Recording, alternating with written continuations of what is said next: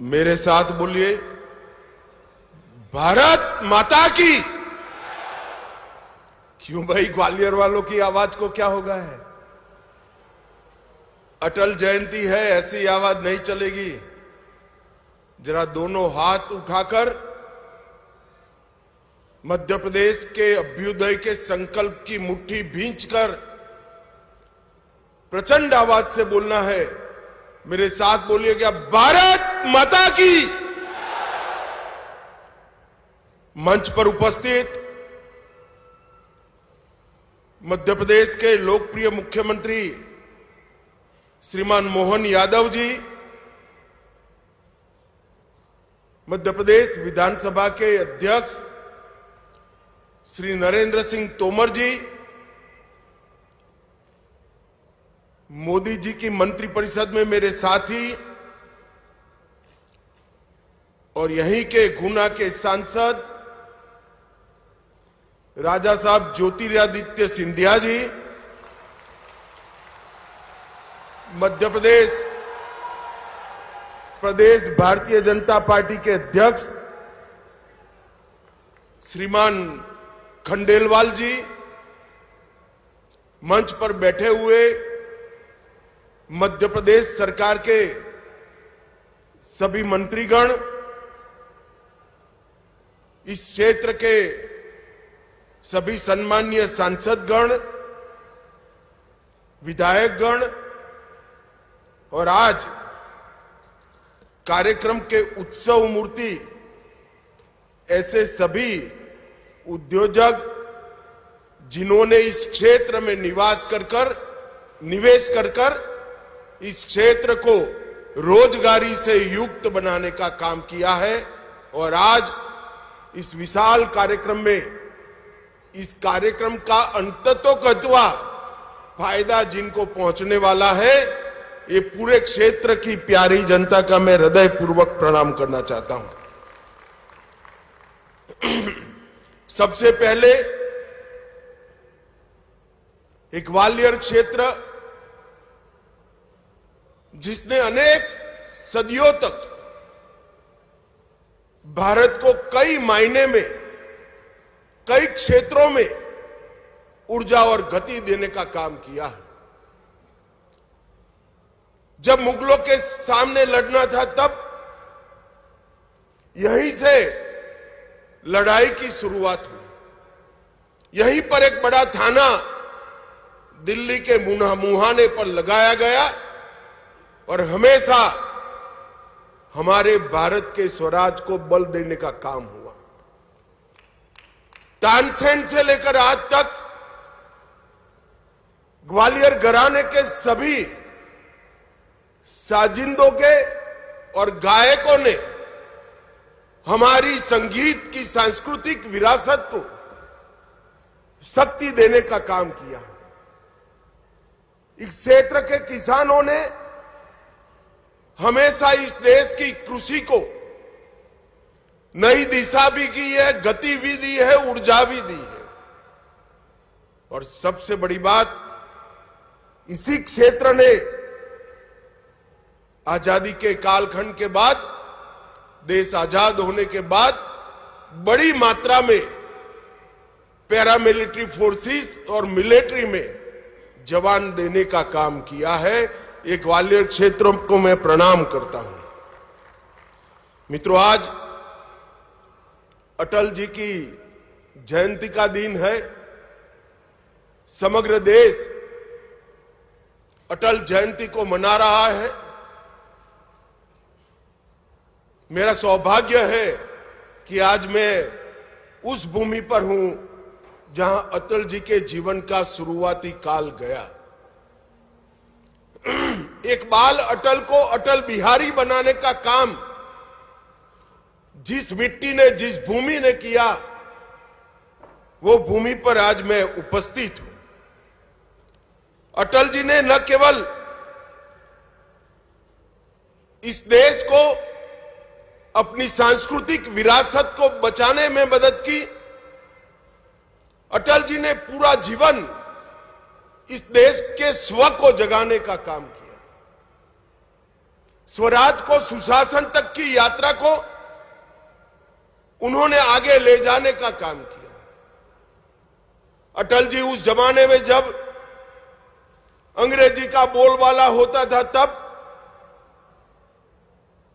UN की परिषद में हिंदी में भाषण कर कर पूरे भारतीयों का दिल जीतने का काम हमारे अटल बिहारी वाजपेयी ने। ये पूरा मध्य प्रदेश ट्राइबल क्षेत्र से भरा हुआ है। अटल जी प्रधानमंत्री बने उसके पहले इस देश के आदिवासियों के लिए, जनजाति के लिए कोई अलग विभाग नहीं था। अटल जी के नेतृत्व में ही भारत सरकार में जनजाति विभाग बनने का काम हुआ और ट्राइबल कल्याण की एक नई यात्रा शुरू हुई। अटल जी जब प्रधानमंत्री बने तब देश के इंफ्रास्ट्रक्चर पर निवेश को वोट जीतने का, चुनाव जीतने का जरिया नहीं माना जाता था। इससे कोई मत प्राप्त नहीं होते हैं। ऐसी दकियानुसी कांग्रेसी विचारधारा को तोड़कर स्वर्ण भुज योजना, देश को जोड़ने वाले 6 महामार्ग अटल जी ने बनाकर इस देश को इंफ्रास्ट्रक्चर के रास्ते पर आगे बढ़ाया। अटल जी ने ही पूरी दुनिया के सामने परमाणु शक्ति शांति के लिए भी बन सकते हैं, इसका सिद्धांत प्रस्तावित कर कर दुनिया भर के दबाव के विरुद्ध में जाकर भारत को आणविक शक्ति बनाने का काम सम्माननीय अटल जी ने किया। जब कारगिल में घुसपैठिए घुसे, दुनिया भर का दबाव था कि अंतर्राष्ट्रीय मंच पर जाकर पाकिस्तान से चर्चा कर जाए। अटल जी ने बड़ी फर्मनेस के साथ किया, कहा कि हमने शांति का प्रयास कर दिया, हमारे साथ धोखा हुआ है। अब पाकिस्तान से चर्चा तब तक नहीं हो सकती जब तक एक एक घुसपैठिया भारत से खदेड़ दिया नहीं जाएगा। और कारगिल विजय एक प्रकार से अटल जी के कालखंड का एक दृढ़ निश्चयी नेतृत्व का परिचायक बना। अटल जी महान वक्ता थे, संवेदनशील कवि थे, लोक संग्रह और लोक कल्याण को समर्पित नेता थे। और सबसे बड़ी बात थी कि राजनीति में रहकर भी अजात शत्रु बनकर मृत्यु का वरण करना बहुत बड़ी बात होती है। पूरा जीवन इनको अजात शत्रु माना गया। इनके विरोधी भी अटल जी के विरुद्ध में कुछ नहीं बोल सकते। दल के लिए तो बोलते थे, अटल जी के लिए नहीं बोल सकते। आज एक युग पुरुष, एक स्वप्न दृष्टा, आधुनिक भारत के इंफ्रास्ट्रक्चर डेवलपमेंट की नींव डालने वाले व्यक्ति का हम 101वां जयंती मना रहे हैं। मैं भारतीय जनता पार्टी के करोड़ों कार्यकर्ता और देश की जनता की ओर से ये महामानव को मनपूर्वक श्रद्धांजलि देता हूं। आज मदन मोहन मालवीय जी की भी जन्म जयंती है। इन्होंने बनारस हिंदू विश्वविद्यालय की स्थापना से लेकर गांधी जी के सहयोगी के रूप में, बाद में हिंदू महासभा के सृजन में, और हिंदू विचार को, जो इस देश का मूल विचार है, इसको कोई संकोच के बगैर देश में प्रस्थापित करने का प्रयास किया। बाद में आगे चलकर वो ही बनारस हिंदू विश्वविद्यालय अनेक नेताओं को दिया जिन्होंने इस विचार को आगे बढ़ाया। भारत रत्न महामना मदन मोहन मालवीय जी को भी मैं हृदय पूर्वक श्रद्धांजलि देना चाहता हूं। मित्रों, आज भारत रत्न श्री राजगोपालाचारी राजा जी का भी पुण्यतिथि का दिन है। एक ही दिन में 2 भारत रत्न की जन्म जयंती और एक की पुण्यतिथि, ये दिन भी कोई विशेष प्रकार का दिन लगता है। मैं उनको भी मनपूर्वक श्रद्धांजलि देकर मेरी बात को आगे बढ़ाना काम करता हूं। मित्रों, मैं बहुत लंबी बात नहीं करना चाहता। मैं मोहन यादव जी को एक प्रकार से बधाई देना चाहता हूं, क्योंकि ये स्ट्रक्चर्ड इंडस्ट्रियल कॉन्क्लेव्स का शुरुआत नरेंद्र मोदी जी ने गुजरात से किया था। वाइब्रेंट गुजरात के नाम से इंडस्ट्रियल समिट को आयोजित करने की एक वैज्ञानिक शुरुआत नरेंद्र मोदी जी ने की, और उसमें राज्य के कैपिटल के अंदर एक बहुत बड़ा इंडस्ट्रियल समिट होता था और राज्य में निवेश आता था। बहुत अच्छा प्रयास था, सफल भी हुआ, मगर मोहन यादव जी ने एक नई शुरुआत की है कि राज्य के संतुलित विकास के लिए क्षेत्रीय निवेश कॉन्क्लेव की शुरुआत की। ये मध्य प्रदेश के अंदर सभी क्षेत्रों में जो कॉन्क्लेव करने का और निवेश के भूमि पूजन के कार्यक्रम करने का इन्होंने शुरुआत किया है, वो सभी राज्यों में आने वाले दिनों में राज्य के संतुलित विकास के लिए बहुत फायदा करने वाले हैं। देखने में जब देखते हैं तब अमाउंट छोटे छोटे दिखते हैं, जैसे आज 2 लाख करोड़ का निवेश हो रहा है, मगर किसी को मालूम नहीं है कि 2 लाख करोड़ का निवेश इस क्षेत्र के लिए कितना बड़ा है, इस क्षेत्र की जनता के लिए कितना बड़ा है। राज्य का अगर संतुलित विकास नहीं होता है तो राज्य आगे नहीं बढ़ते हैं, क्योंकि हर क्षेत्र में एक पोटेंशियल पड़ा है। जैसे यहां पर मालवा और ग्वालियर चंबल के क्षेत्र में बहुत पुराना किसानों का उत्पाद कपास रहा, जाते जाते जाते विसरता गया, क्योंकि इसके उचित दाम नहीं मिलते थे। अब पीएम मित्र पार्क आया, तब वही परंपरागत क्षेत्र में निवेश पीएम मित्र पार्क ने किया और आज फिर से किसानों के लिए कपास एक मुनाफे का क्रॉप बनकर रह गया है। इस तरह से मध्य प्रदेश की सबसे बड़ी विशेषता है उसका भौगोलिक लोकेशन।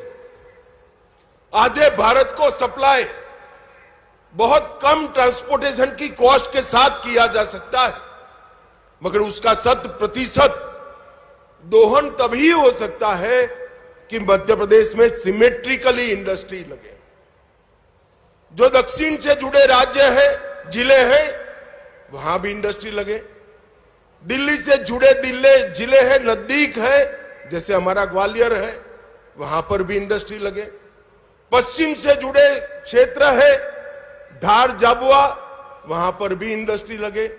तभी जाकर ये भौगोलिक लोकेशन का बड़ा फायदा मध्य प्रदेश को मिलता है। मोहन जी ने सोच समझकर ही किया होगा, मगर मैं इनको बहुत बधाई देना चाहता हूं कि आपकी क्षेत्रीय इन्वेस्टमेंट समिति ने मध्य प्रदेश के चहुमुखी विकास का बहुत बड़ा नींव डालने का काम किया है। यहां ग्वालियर से जुड़ी 14 विकास के कार्यों की भी लोकार्पण और भूमि पूजन हुए और मध्य प्रदेश को विकास का रास्ता दिखाने का काम एक प्रकार से भारतीय जनता पार्टी ने किया है। एक जमाने में दिग्विजय सिंह का शासन था, मध्य प्रदेश बीमारू शासन बनकर रह गया, बीमारू राज्य बनकर रह गया। शिवराज जी ने मध्य प्रदेश पर से बीमारू का टैग हटाया, वो भारतीय जनता पार्टी के लंबे समय रहने वाले मुख्यमंत्री बने और अब मोहन यादव जी शिवराज जी से भी ज्यादा ऊर्जा के साथ इसको आगे बढ़ाने का काम कर रहे हैं। इससे निश्चित रूप से मध्य प्रदेश अब विकसित राज्य बनेगा। यहां शानदार हाईवे बन चुके हैं, मां नर्मदा का पानी पूरे क्षेत्रों तक पहुंचाने का काम किया है। सिंचाई के रकबे में 17% वृद्धि हुई है और पंजाब और हरियाणा को छोड़कर लगातार 7 बार कृषि कर्मण अवार्ड अपने मध्य प्रदेश ने जीता है। जो पहले मैंने कहा, मध्य प्रदेश के भौगोलिक परिस्थिति का जो एडवांटेज है उसका 100% एक्सप्लोरेशन करने के लिए, दोहन करने के लिए एक multi modal logistic park Indore में बनाया जा रहा है। और आज मध्य प्रदेश का ये मल्टी मॉडल लॉजिस्टिक पार्क देश भर में उत्पाद करने वाली सभी कंपनियों को अपना गोडाउन बनाने के लिए, अपना एक हब बनाने के लिए आकर्षित कर रहा है। एक जमाने में मध्य प्रदेश बिजली के क्षेत्र में नेगेटिव राज्य माना जाता था। आज मध्य प्रदेश के पास सरप्लस बिजली है। स्वच्छता में भी मध्य प्रदेश ने पूरे देश को पीछे छोड़ा है। यहां मेट्रो के परिचालन में पूरे भारत में सबसे कम लागत अगर कहां आती है तो हमारे मध्य प्रदेश में आती है। स्टार्टअप के क्षेत्र में भी मध्य प्रदेश ने बहुत अच्छा काम किया है। Agriculture, food processing, mineral based industries, renewable energy, logistic, textile, pharma, IT, tourism, हर क्षेत्र में इंडस्ट्री भी लगी है और स्टार्टअप भी बना है। और कुछ स्टार्टअप तो लगभग 50% स्टार्टअप हमारी महिलाएं, हमारी बच्चियां चला रही हैं। और मध्य प्रदेश एक प्रकार से 4,57,000 नई एमएसएमई इकाइयां सिर्फ 1 साल में रजिस्टर करने का पूरे भारत में रिकॉर्ड स्थापित किया है। इससे मध्यम और लघु और कुटीर उद्योग में मध्य प्रदेश पूरे भारत का हब बनने जा रहा है। और अब स्टार्टअप और इनोवेशन से इसको नई ऊंचाई मिलने वाली है। पहले मैंने पीएम मित्र पार्क की बात करी। मित्रों, पीएम मित्र पार्क 5F विजन से बना है, जो किसानों को अपनी उपज का उचित दाम देने के लिए भी काम करता है। Farm to fibre, fibre to factory, factory to fashion और फैशन टू फॉरेन एक्सपोर्ट तक की व्यवस्था ये पूरे पीएम मित्र पार्क में। और सबसे बड़ा पीएम मित्र पार्क देश में कहीं लगा तो हमारे मध्य प्रदेश में लगा है। इससे न केवल किसानों को फायदा होगा, टेक्सटाइल इंडस्ट्री सबसे ज्यादा रोजगारी देने वाली इंडस्ट्री है। टूरिज्म इंडस्ट्री सबसे ज्यादा रोजगारी देने वाली इंडस्ट्री है। और टेक्सटाइल और टूरिज्म दोनों के लिए अनुकूल संरचना अपने मध्य प्रदेश में बन रही है। और ईज ऑफ डूइंग बिजनेस में भी मध्य प्रदेश ने बहुत अच्छा काम किया है। मित्रों, आज मैं यहां आया हूं तब मोदी जी के नेतृत्व में अनेक ऐसे नए क्षेत्रों की नींव डाली जा रही है जिससे इस देश को आने वाले दिनों में नए क्षेत्रों में ग्लोबल लीडर बनने का मौका मिलेगा। अभी अभी हमारा फॉरेक्स रिजर्व $700 बिलियन के रिकॉर्ड स्तर को पार कर गया है। मित्रों, हमने सेमीकंडक्टर इंडस्ट्री में भले देर से ही सही मगर धमाकेदार एंट्री की है। और देखते देखते देखते सेमीकंडक्टर क्षेत्र में हम न केवल आत्मनिर्भर बनेंगे, हम इसका निर्यात भी करने की शुरुआत कर देंगे। हमने डिजिटल इंडिया के माध्यम से सबसे ज्यादा कम समय में सबसे ज्यादा विकास किया है। लगभग मोदी जी प्रधानमंत्री बने तब इस देश में 7 करोड़ इंटरनेट के उपभोक्ता थे, ओनली 7 करोड़, और सितंबर 25 में 101 करोड़ इंटरनेट के उपभोक्ता हमने तैयार कर लिए। ब्रॉडबैंड यूजर्स को भी 99 करोड़ तक पहुंचाया है, और देश में का 95% हिस्सा 4G से कनेक्टिविटी है, और अब 99% हिस्सा भी सीधा 5G में कन्वर्ट होने की तैयारी है। यूपीआई के माध्यम से डिजिटल ट्रांजैक्शन और फिनटेक के क्षेत्र में हमने बहुत बड़ा छलांग लगाया है। 2024-25 में विश्व भर के 46% real time digital transaction Bharat में हुए हैं, मतलब करीब 50%। हमारे गुजरात में एक कहावत है कि एक और गांव और एक और राम, एक और पूरी दुनिया के डिजिटल ट्रांजैक्शन है और दूसरी ओर भारत के डिजिटल ट्रांजैक्शन। और अगस्त 25 में 25 लाख करोड़ मूल्य के 2000 करोड़ ट्रांजैक्शन हमने कर पूरी दुनिया को पीछे छोड़ा है। हमने कोरोना से वैक्सीन बनाने में और R&D में बहुत बड़ा इंफ्रास्ट्रक्चर खड़ा किया है।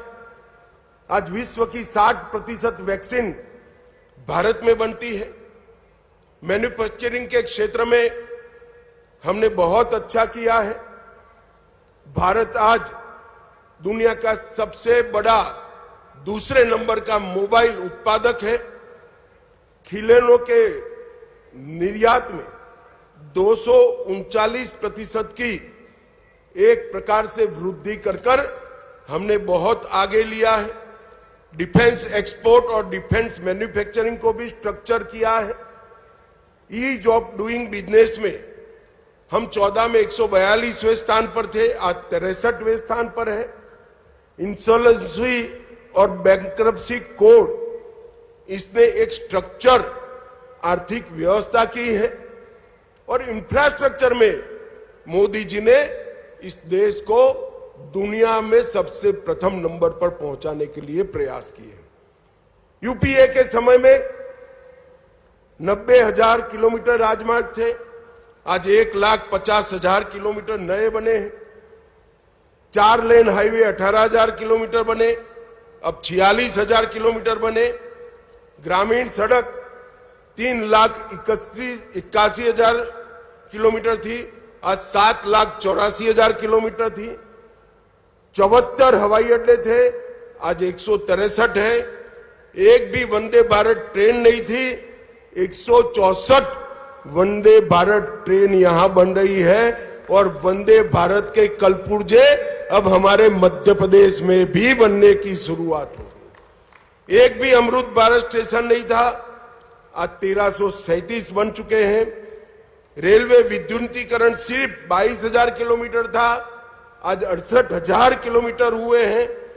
मेट्रो कनेक्टेड शहर 5 थे, आज 23 है।